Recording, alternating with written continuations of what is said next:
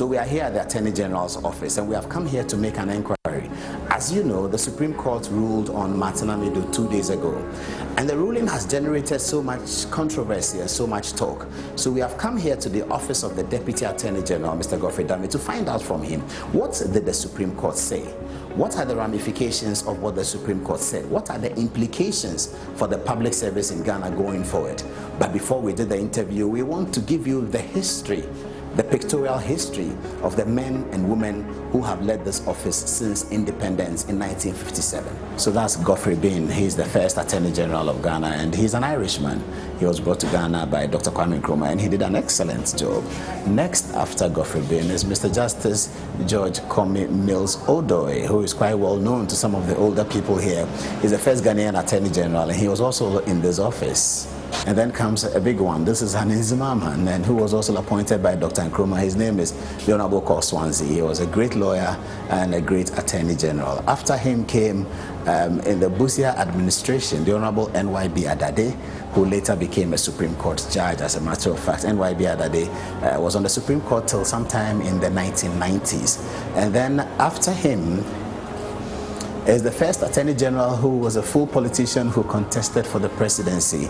His name is Victor Owusu, and he was the presidential candidate of the PFP in the 1979 election. Before then, he had been Attorney General right here in this office.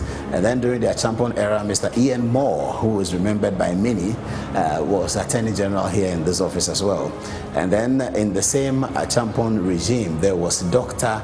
G. Korantin Ado. He was also Attorney General here. Ghana has had a history of very rich Attorney Generals, great lawyers manning this office as Attorney General. And the list is endless, because here you have the Honorable A.N.E. Emisa, who was also here as Attorney General. And then there's a big one, the colossal figure of the Honorable Joe Reindorf, who was a very successful lawyer and became Attorney General for Dr. Liman's administration of the Third Republic. There was also the Honorable A.L. Jabate, who was here as Attorney General as well. And then there was also Akins during the Rawlings PNDC era. Mr. Justice J.E.K. Akins was the Attorney General. And then guess who is next? E.G. Tano Sr., and I say senior because he is the father of the politician called Guzi Tano. That's Guzi Tano's father. He was a learned Attorney General of the Republic of Ghana right here in this office. And then there's another first generation Attorney General, Senior Anthony Forson. And I call him senior because his son, Anthony Forson Jr., is the current president of the Ghana Bar Association.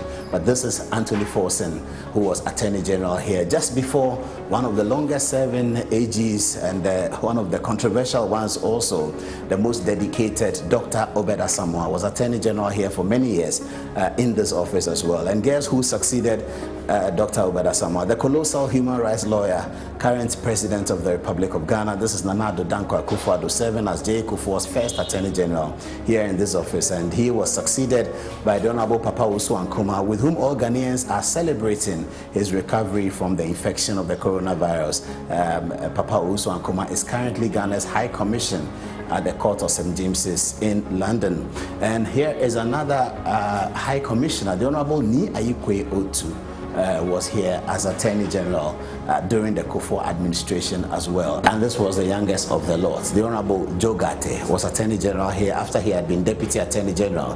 The Honorable Joe Gate is Member of Parliament for Isikado Katen, and he's also the Minister for Railways. And then the first female Attorney General that we had here is this lady, the pretty and brainy Betty Mould Idrisu, was Attorney General here under Professor Mills, appointed by Professor Mills, before later on she became Minister for the Education.